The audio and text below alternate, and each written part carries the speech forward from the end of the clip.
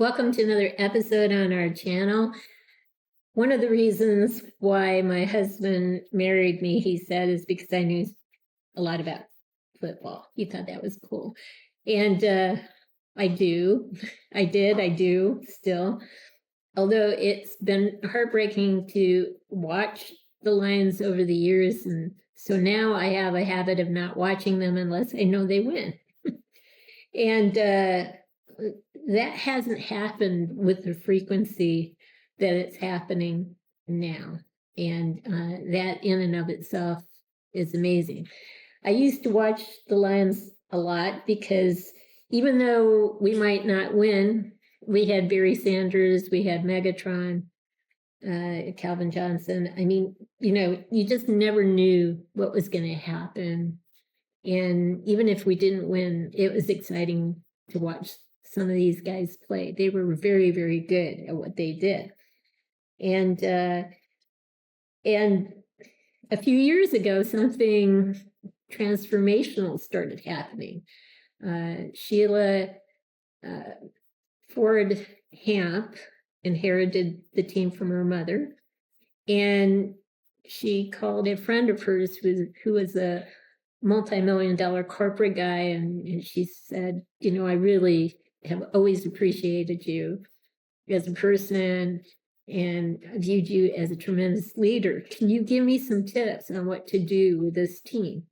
And he said something to the effect of, you have to define your noble cause. And once you figure that out, some other decisions will need to be made, but that journey will take place after the noble cause is defined. And she found that daunting at first, but then she thought about it and she said, my noble cause really are the fans of Detroit.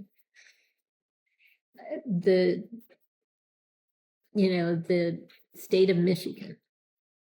The fans who stood by the Lions despite their win-loss records.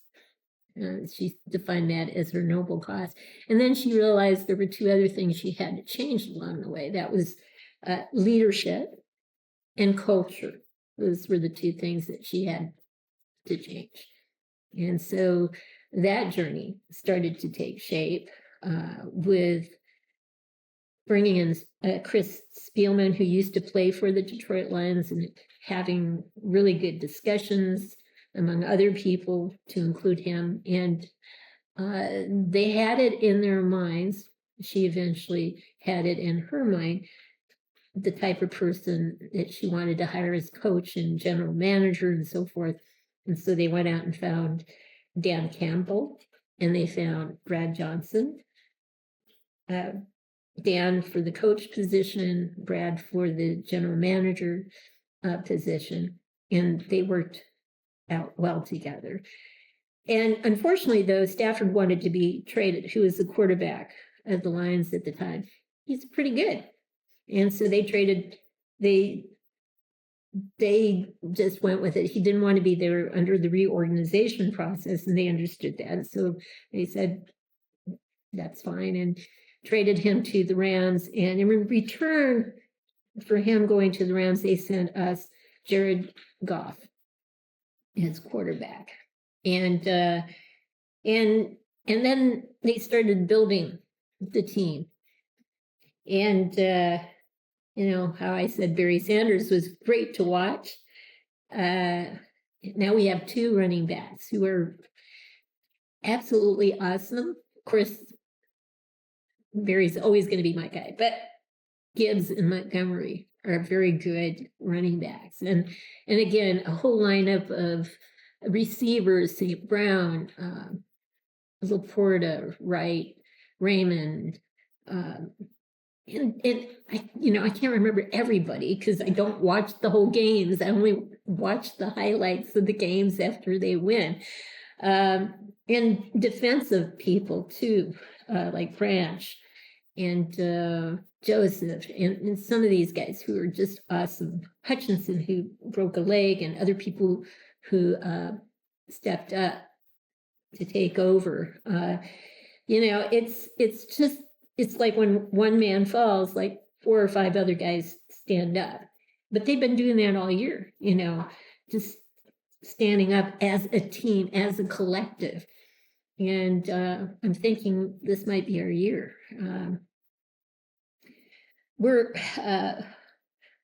one of 4 teams who've never won the Super Bowl. And, that gets old after a while. And I actually was cutting out some numbers because I wanted to change the numbers on this guy's outfit. And my husband, he said, there's a number on your elbow. And he said it was my right elbow. And then he said, no, it's your other right elbow. And it was actually a 1.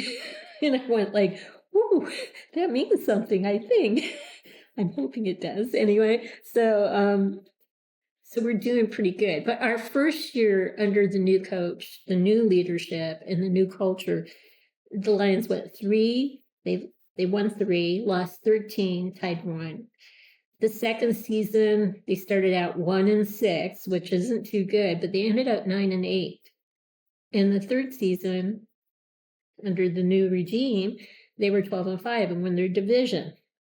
So it's like pieces are falling together for the first time in my life, and I'm just really excited. So I had to do something on the Lions today. So I'm going to pause right now and bring out the custom that I just made. We'll be right back. I did say something wrong earlier. So we're one of 12 teams that have never won the Super Bowl, but we're one of 4 teams who've never even gone to the Super Bowl. So we're in a very small, exclusive club. And that's been that way my entire life. So obviously I am excited about the Lions. So I went ahead and decided to try to create Jared Goff, who came to us from the Rams. Stafford went to the Rams. Anyway, he's having a phenomenal year. A few games ago, I think it was against the Seahawks, he went 18 out of 18 passes.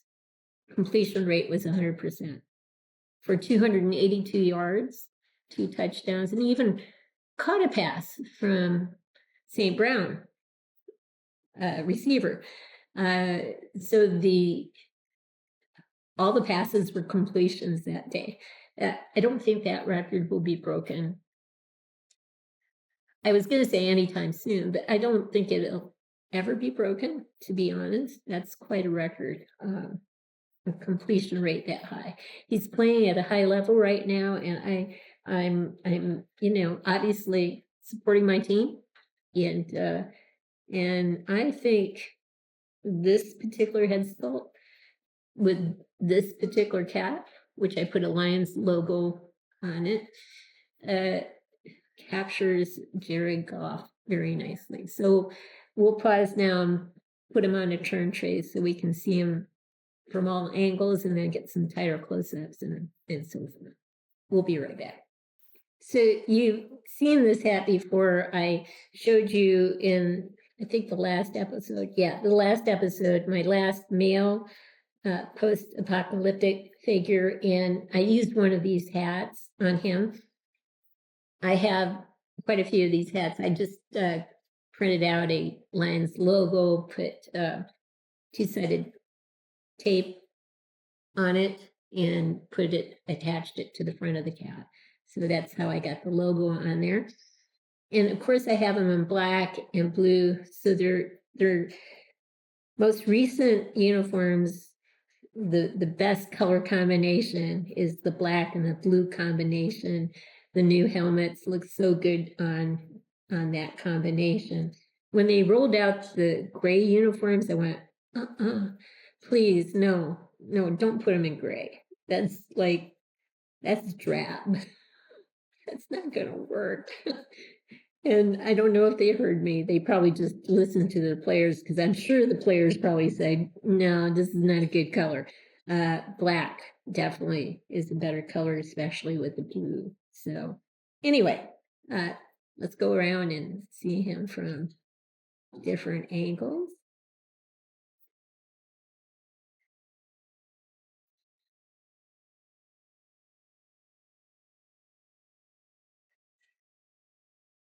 He's definitely color coordinated to fit the lion's motif of black and blue. Anyway, we'll pause now and get some tighter close-ups from here on up. It took me a while because I knew I wanted to have the cap on him and the logo on the cap. And then I struggled with the colors of his outfit. I had some other things on him. I said, Then I thought, duh, blue and black. And that does, even though the hat is tan, it's got a black front part to the cap. And of course, the logo is black and blue. So to me, it works anyway. So let's go around again.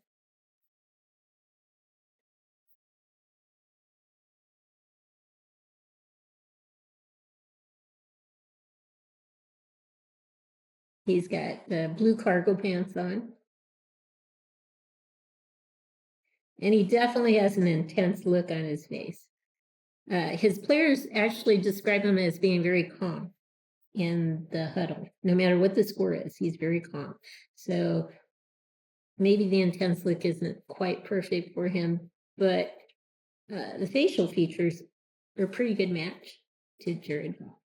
So we'll pause and get a nice close-up of his face now. I think we'll do a full 360 because you can see the details to the hat very nicely as we go around. Whoever made these did such a tremendous job on them.